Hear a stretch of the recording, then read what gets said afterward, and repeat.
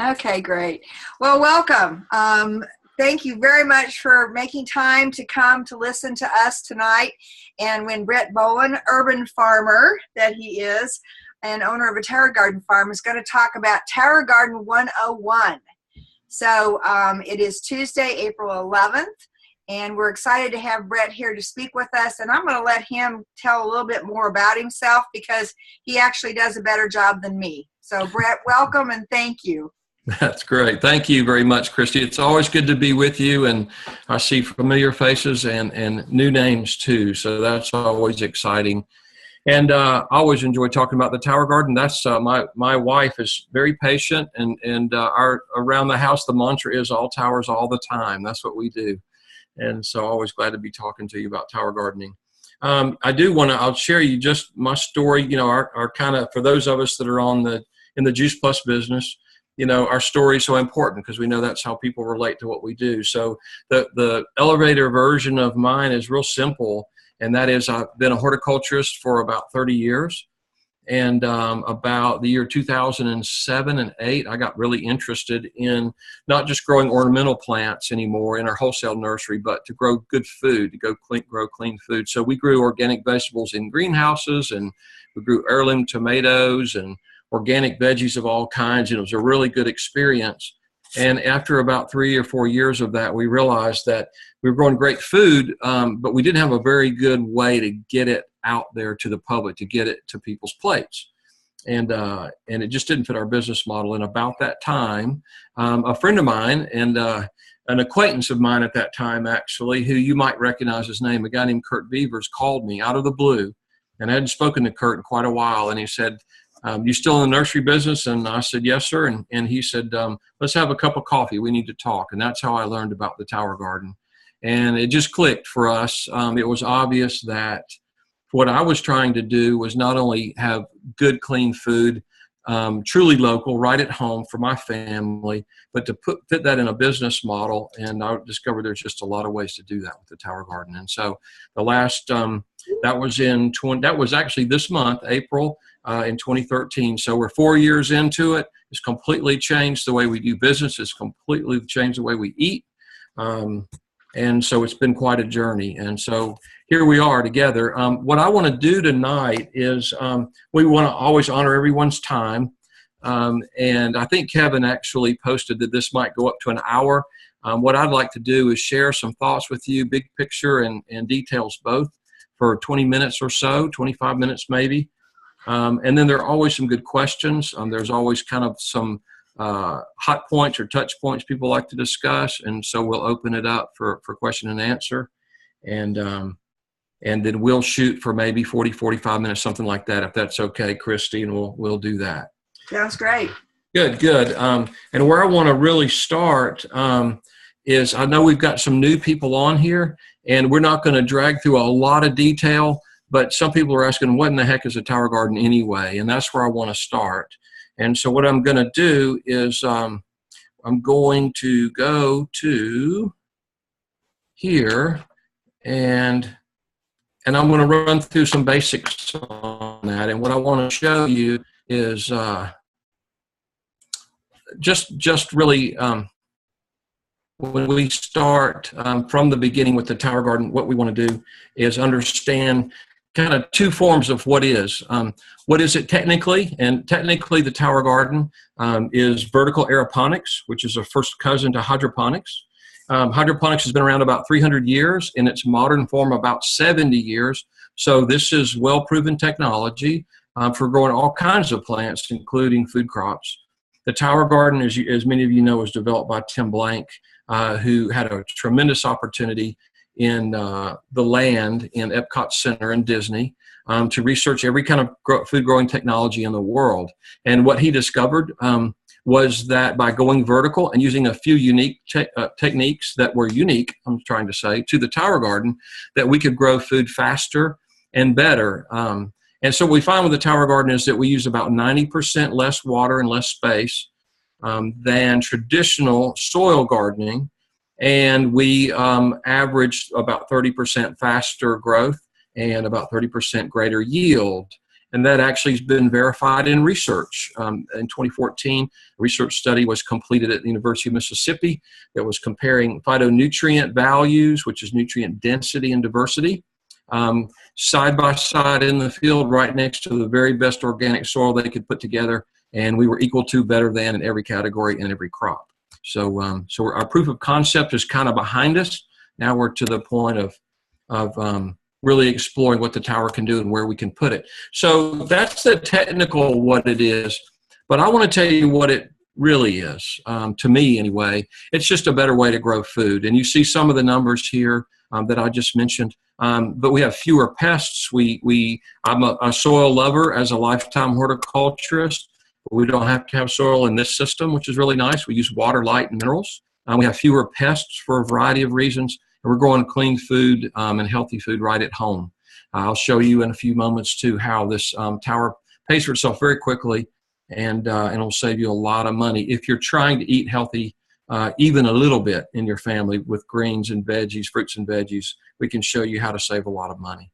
And so that's really the version 2 of the what is simply a better way to garden. I want to touch on big picture just a little bit. There is a reason. We asked the question on this slide of why tower garden in the first place. And other than the obvious of bringing clean, healthy food right to your back patio or your deck at home, even indoors at home. Besides that, we're really witnessing right now an absolutely worldwide change in food awareness, food safety and security issues. Food distribution system is changing around the world. And what we see in our country, our old model has really been one since World War II of go to the grocery store and buy food. And unfortunately, a lot of our young folks don't even know where real food comes from. It doesn't come from the grocery store. It comes from farms and farmers. And so what we're seeing is this wonderful trend, and you know the buzzwords and the phrases out there of locavore and clean food, sustainability, urban agriculture, all natural and organic, low carbon footprint. All these terms that you see on this slide are indicative of not just a short-term fad, but really a trend in food. There's a lot of documentation in the trade journals out there in the agriculture world that absolutely confirm this. So it's changing, and we're seeing it now even ads on television, and the way they're marketing food now is all changing. And there was a major franchise that committed about a year ago that a certain percentage of all the food they serve to you will be locally sourced and will be organic. And so we're seeing that more and more. And so this really, the tower garden, kind of the reason I call this the crossroads slide is the tower garden really sits at the crossroads of what's going on in culture, with the ability to bring that kind of food right into your home and to share that with friends and family. And so it's really an important time out there, and you're going to see it more and more in news and media as we go along. I can promise you that. So the next slide I use mostly because this is absolutely one of my favorite pictures of all time. And you may have seen it hanging in a farmer's barn or work shed somewhere. We modified it just a little bit to say, you've been tower gardening long. And really what the tower garden is all about, and a great tool we've discovered, is to help young people understand where clean food comes from. We all know that the way we raise them up is most likely the way they'll be. And in my generation, we grew up with kind of a different food culture, a different food attitude in a lot of ways than what we're seeing now. And it wasn't that healthy, frankly. It was pretty good. A lot of it was really good, but a lot of it wasn't very healthy for us. And we're discovered since World War II that many times it's food that's in the way. It's food that's making us sick or preventing us from staying well. And so the kids are really important here. One of the things that's happened in the tower garden world is an absolute explosion in schools using the tower garden as a teaching tool. And what a wonderful way to teach STEM and to teach STEAM and all these different disciplines, to do it in a simple way that's mobile, that can be moved from classroom to classroom, and the kids can put their hands right on it. And when you've got kids planting seeds and seeing germination and then harvesting food and taking it home to their family, you've got something powerful going on. And that's the way that you begin to impact as a generation at a time. And so we're really excited about that. And so I wanted you to think big picture just a moment. You may or may not know now that the Tower Garden, of course, was launched in the United States and Canada in about 2011, I believe, or 2012. And there are many thousands of towers in, we know for a fact now there are over 5,000 towers just in learning environments in schools in the US and Canada alone. We now have tower farms, commercial farms using Tower Gardens all over the world. There are almost 300 farms scattered around the world now where urban farmers are using this technology. So I wanted you to be aware of the big picture here and really what's going on. Now, a little bit of nuts and bolts. And some 101 kind of stuff. We've had the great fortune since we got involved in this in 2013 to speak to so many of you that are tower gardeners, and with the horticulture background that I have, you know, when you begin to hear from so many of you what's working well, what your challenges are, what it is you like to eat, what you're really utilizing, you know, efficiently, effectively on the tower garden, we began to see there was a pattern to that. And in so many industries, they'll call it best practices. And that's a good phrase for what we're doing here. Is we began to develop this idea and to share this idea that if you employ just a few simple principles, that your tower garden is going to grow food. It's sometimes the year it's going to grow more food probably than your family can eat, which is a great excuse to share. And you'll have a minimum number of challenges. Number one, we always have to say before I go into this is a tower garden is a garden. It is gardening. And one thing all gardens need is a gardener. It needs somebody who's paying attention, who cares for it, and who keeps an eye on that.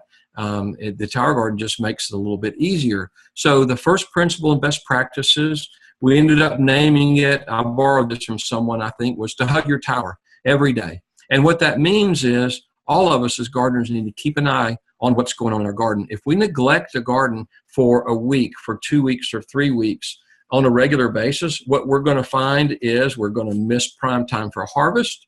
We are probably going to have more pest issues. We're just not going to get the yield, and you're just not harvesting as much food as you could. So you want, even if you've never gardened before, if you want to just spend a little bit of time around your tower, you will notice when things change. You walk out one morning and all of a sudden a leaf looks different, or plants are big enough to harvest now, or you've noticed maybe some indication of an insect that maybe chewed a hole in some leaves. And so just keeping an eye on your tower every day. This would equate in best practices to essentially a preventative or scouting protocol. And that's what this really is. It helps you plan a meal. When you see what's coming on, you begin to get used to the growth rate on your tower, which is very fast. And you begin to realize that you can begin to plan meals around your tower garden. My wife and I do that regularly. It's not unusual at all for me to pick, she'll text me a message and I will pull a head of lettuce off the tower, walk in the house, rinse it off to cool it down a little bit, and that's supper for the evening. We'll put whatever goodies we want with that. And so it's not unusual for us to eat directly off the tower. The second principle at work is to eat faster. We find so often that, and especially when you see towers that are for show, for exhibit somewhere, you'll see large, full plants, and many times they're just overgrown. And all plants react well to being harvested or pruned, which is essentially the same thing, in a timely fashion. And you're going to get a higher yield. You're going to get a better tasting food when you're eating, especially in greens and lettuces, when you're eating smaller leaves. And you get higher nutrient density too in many cases. You'll also have fewer pests on your tower because they like to hide, and the bigger the plants are, the more places are for them to hide. So eat faster, harvest on time, pay attention. The third principle here is you really need to relax. And I don't want to say that sounding, it's not a snide remark at all. We get so many emails and calls, and people worry, is my pH just right? Or am I getting enough sun? And when should I harvest? And when should I cut this back? And a lot of those are very valid questions. But I want you to have confidence in the development of the technology. It's a very simple system. It's designed for gardeners and non-gardeners alike. And if you keep the mineral solution in reasonable range. And if you keep your pH in reasonable range and you've got good weather, you're going to grow food. And so it's still gardening, and you're going to have a few failures now and then. I couldn't grow Swiss chard for the first year. I still don't know what the problem was. Now I can't hardly kill the stuff, and sometimes it'll last 6 to 8 months on my tower. And so, you're going to have some of that. The only difference, honestly, between me as a career horticulturist and you, honestly, is I've killed a whole lot more plants than most people have. And you learn by getting out there and doing it. And you just have to, experience, expertise and experience come from the same root word. You just have to experience it and you'll learn. So relax a little bit. You'll lose a few, but it's all going to be okay. There's one element in this I actually don't have in this slide, and that is to be prepared. The next best thing you can do to monitoring the health of your tower every day is to have a few basic pest control items on hand, so that if you do see a few aphids or those tomato hornworms that come out and eat a few leaves off your tomato plant in one night, if you have this stuff on hand to take care of that right away, you'll stop a problem before it gets big, and you really will minimize the challenges on your tower. Too often we're not ready, and then you see a tomato hornworm, you maybe pick that one off, you miss his brother, and then it's a few days before you can get to the garden center to get some Thuricide to treat it with, and a week goes by, and in the meantime they've eaten all the leaves off of something. So just be prepared, and that helps a lot. I want to tell you that when I did this slide, Google is your friend. Since then, the resources available to you as a tower garden have multiplied tremendously. So Google is your friend, and your tower garden website is your friend.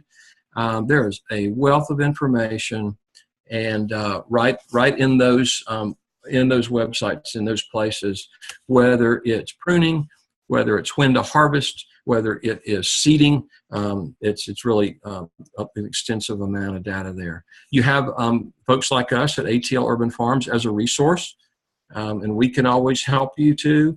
I want you to know, as an aside too, so I don't forget, I have several documents that we share with you guys on pest control, on yield, on how to use some of the produce that you're growing. So if you'll email me anytime and say, hey, listen, I heard the Zoom call, would you send me the documents you mentioned? We'll email those to you in a format that you can use and you can share. And our email address, we'll mention it again, I'm sure, but the email address is real simple. It's atlurbanfarms.com. And so just email us and say, send me the stuff, and we'll do that. So the last bullet point here I want to share with you, and we're going to shift gears, is garden year round. For most of us, especially living in any of the moderate zones in the United States, the tower garden is an outdoor 3-season garden. You've got a great season right now of cool season crops, depending on where you live, February or March up through about May. We have a wonderful summer season from April or May until generally August or September. And then we get cool season again in the fall. And all of that's outdoors if that's where you want to grow.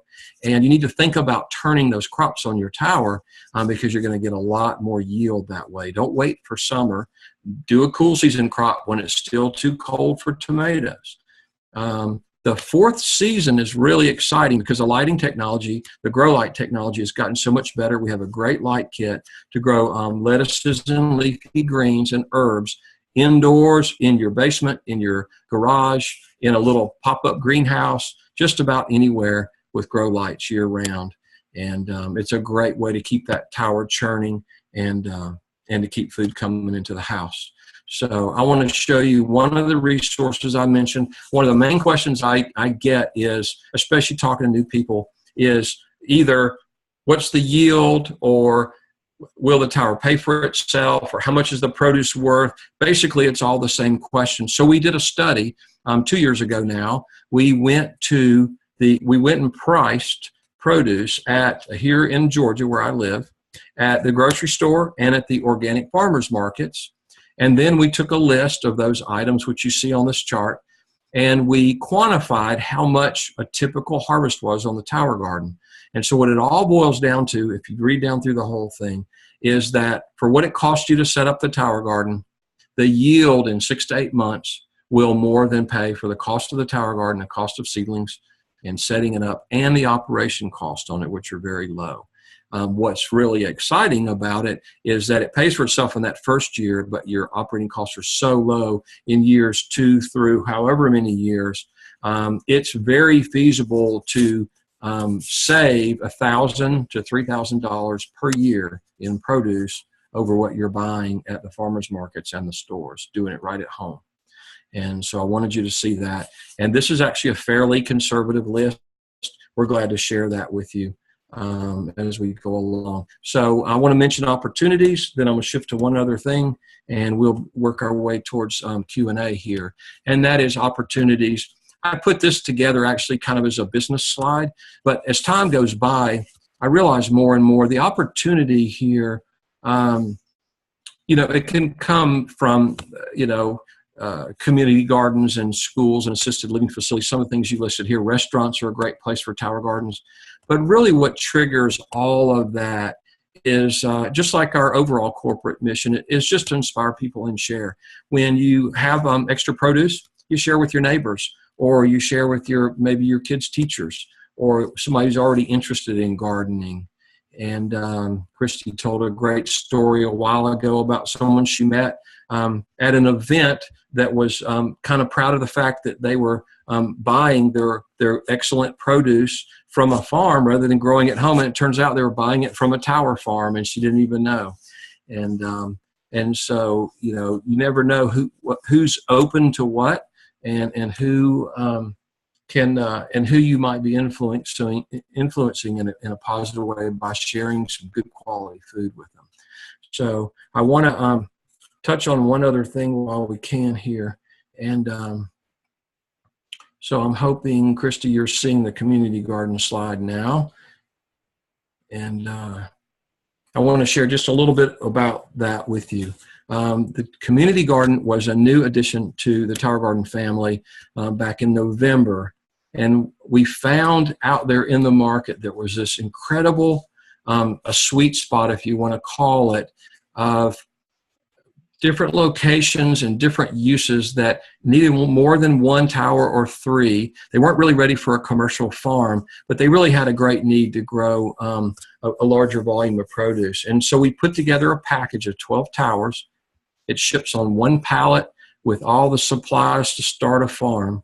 And it'll produce 336 heads of lettuce or greens or other plants per month on average. And it's just a super efficient way. And what we found was for schools that have greenhouses, for in many cases a restaurant, in nonprofit and philanthropy work. I know of a community garden that's a part of the ministry that has, there we go, thank you, part of a ministry that is a local food bank, and they are growing food on a community garden to share with the folks in the community. So it's a great product, and it actually is at a great price point too for that standpoint. And the cool thing about the tower, whether there's 1 or 3 or 12 of them, you get the same return on the investment, somewhere in that 6 to 8 month range. If you're reasonably successful as a gardener, it's gonna pay for itself.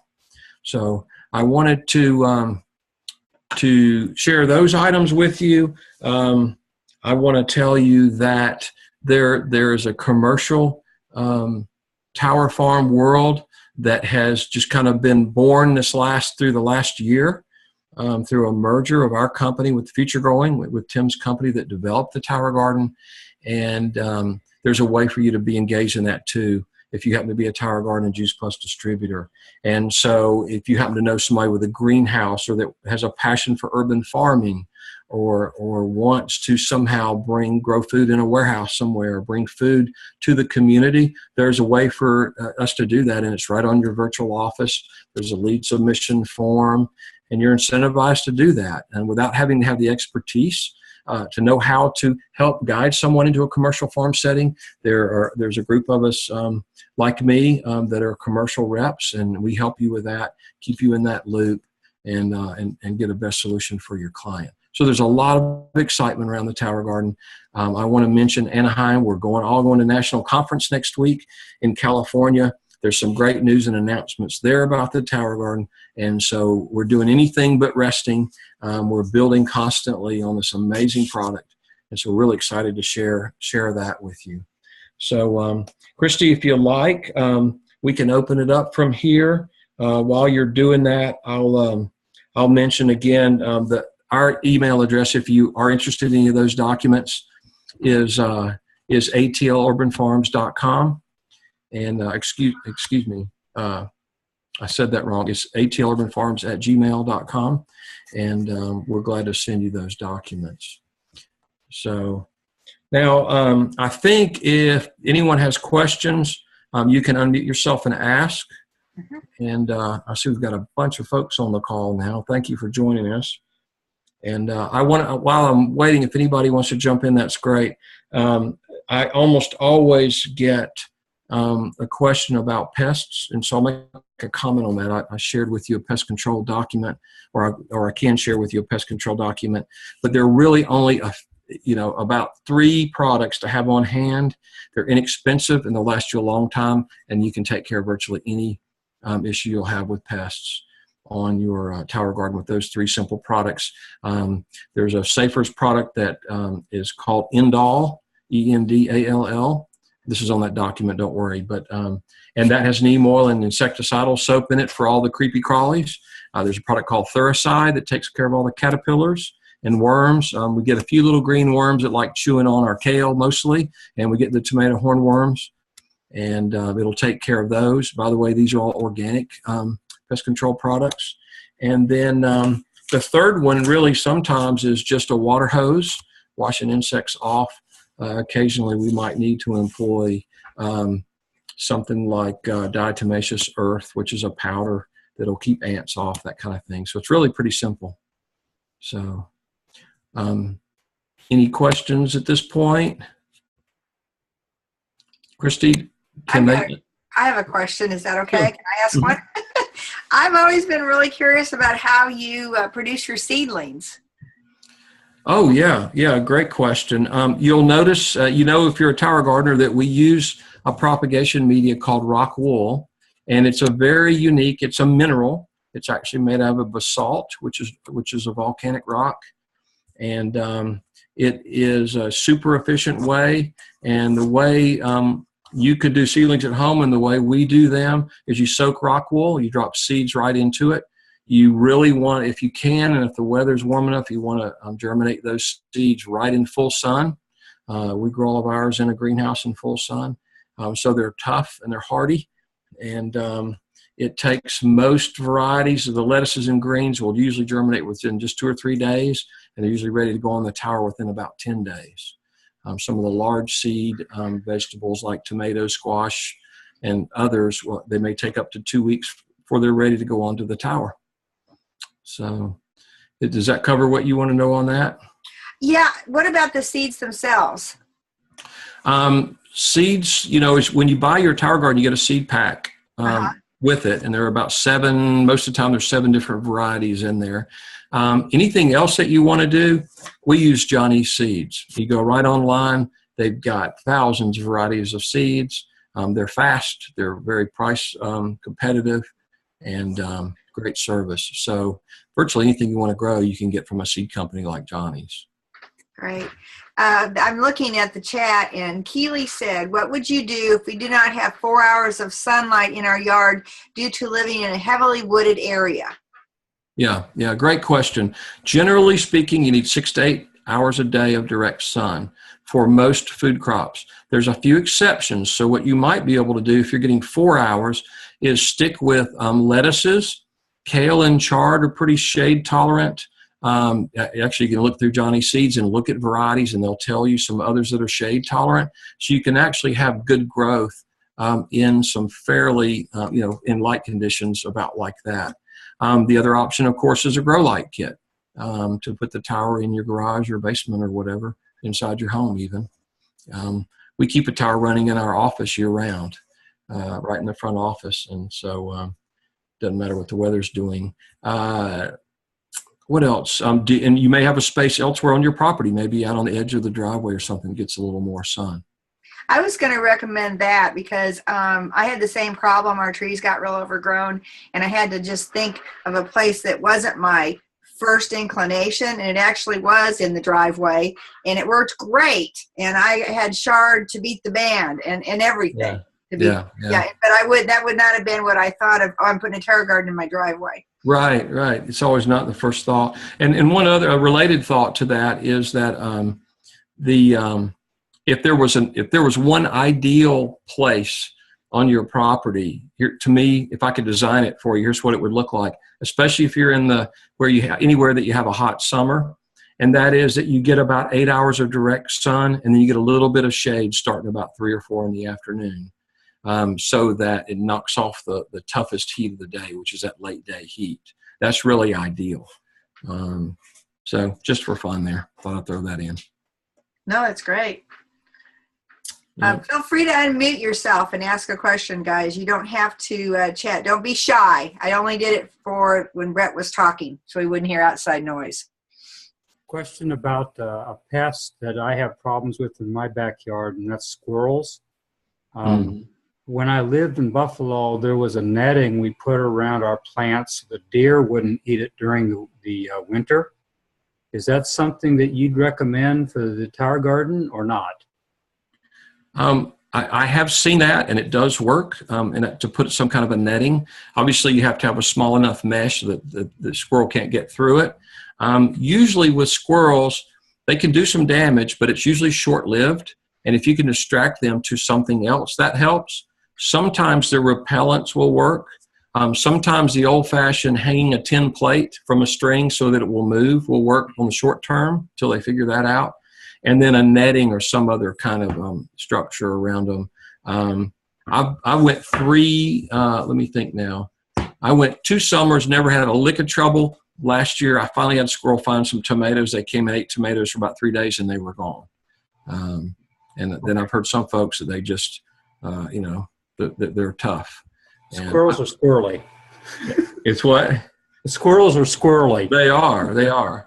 And there's always our friend Smith and Wesson, but I probably am not supposed to say that part. There you go. Yeah. So anyway, but they got to make a living too, and so you can mechanically shield them with netting. Thank you. Mm-hmm.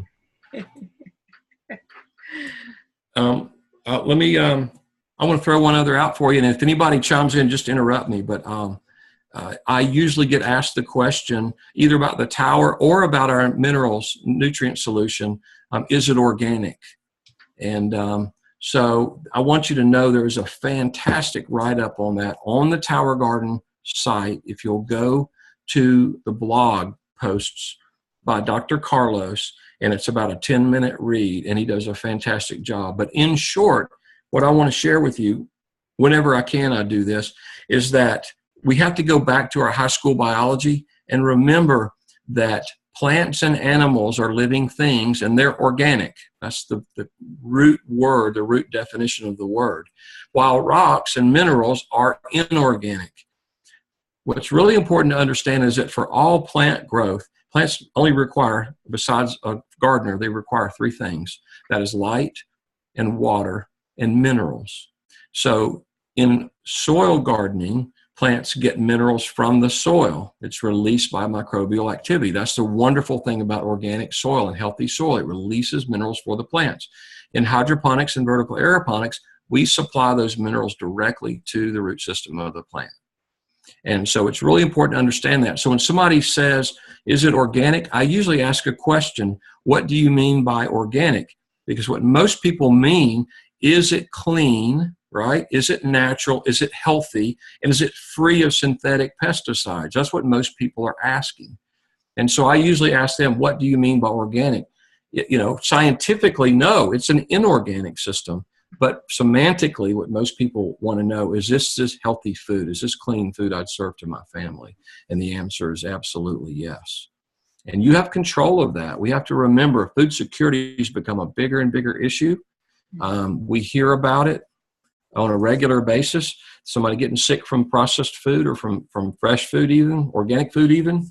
that's harvested elsewhere and shipped 1,500 miles to your grocery store. So we take control of our food supply with the Tower Garden. So I'll get off of that sermon. I could go on about that one. But it's important for us to understand, remember the difference between organic and inorganic.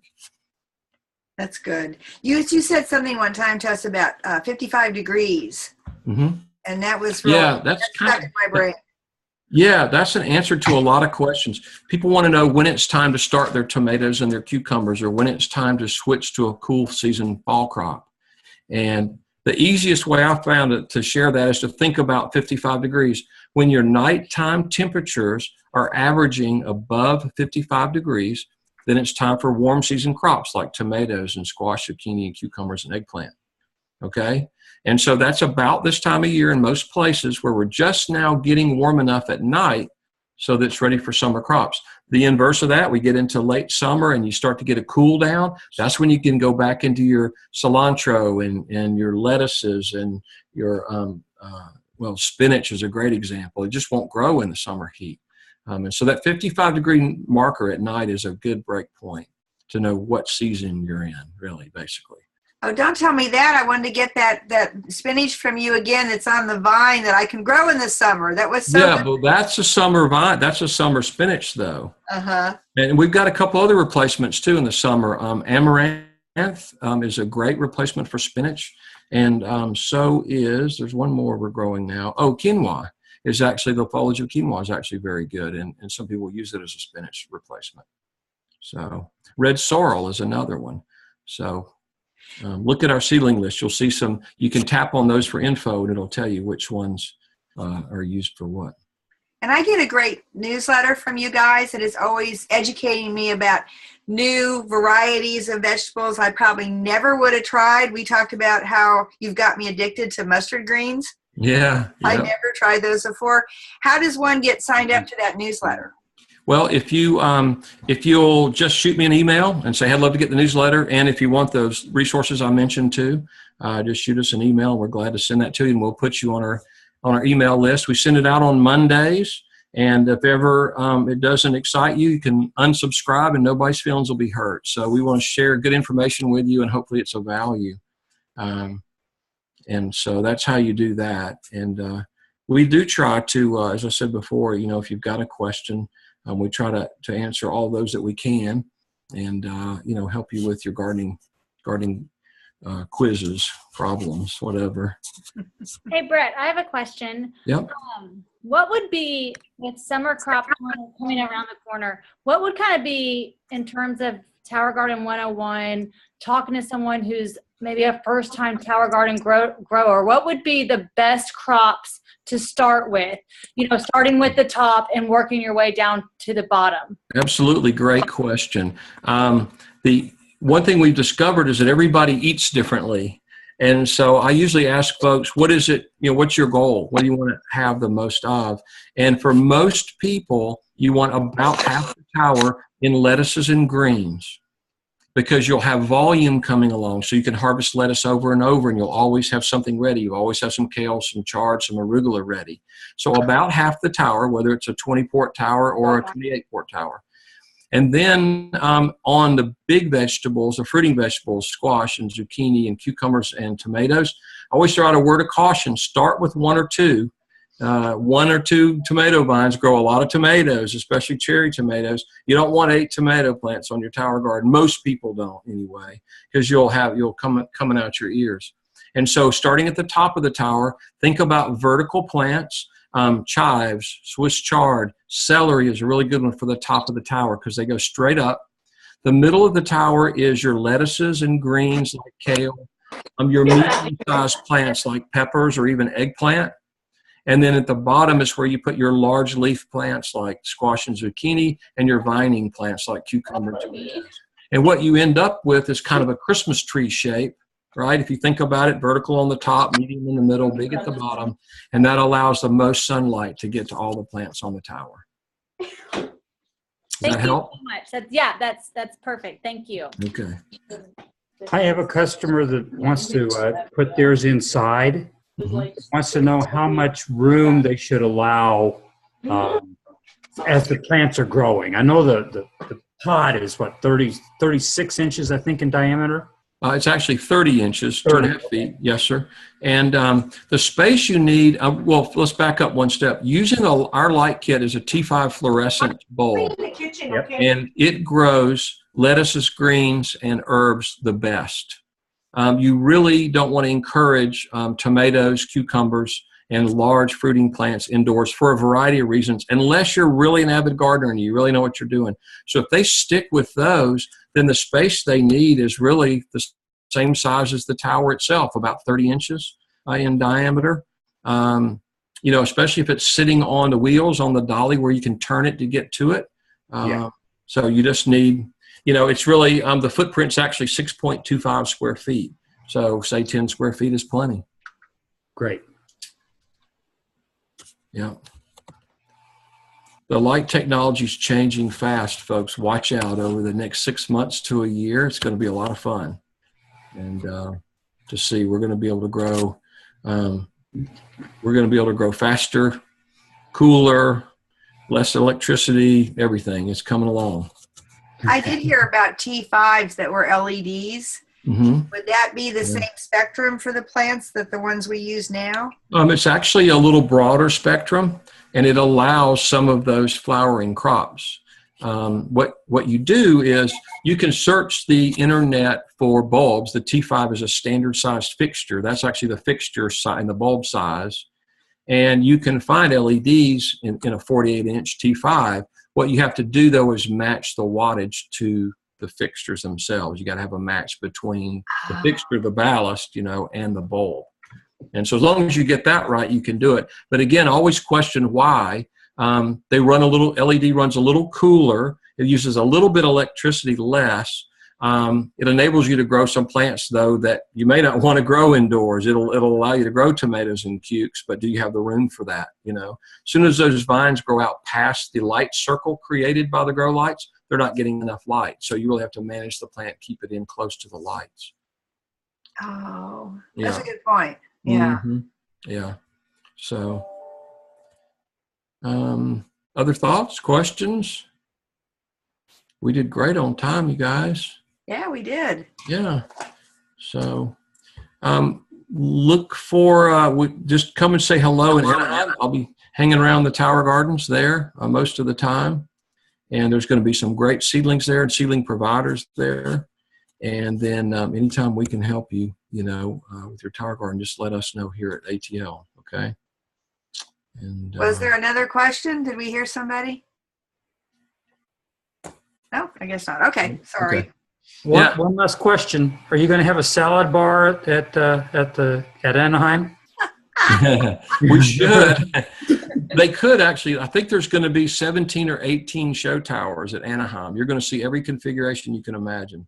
So maybe we'll talk them into a harvest and a salad on Saturday. There you go. Yeah, eat faster, right? So.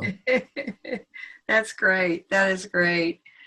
Well, Brent, we really want to thank you for your time tonight. I learned, this is not the first time I've heard you speak, and I learned once again more things. So thank you. I love the thing about relax. It's a garden. It's gardening. It's sort of like a haircut. It'll grow back. That's right. It'll grow back. And if it dies, you just start over with seeds. So thank you so very much for giving us your time and expertise on this. It's making a difference, because I really also liked what you said about clean food and knowing where it came from, because Absolutely. We just don't have that certainty in a lot of things anymore. That's very true. Very true. Thanks very much. It's an honor, and I appreciate you guys very much for all the support. Great. Thank you, Brett. Thanks, You're Brett. welcome. Thank All you. right. Thank Good you. night. Yeah, it's okay to unmute and thank you, guys. Thank you, Brett. Thanks, Woohoo! Thank you, Brett. Awesome. Very Awesome. good. And we'll see you next week. Yes, we'll be there. See ya. Thanks a lot. All right. Bye-bye. Bye now.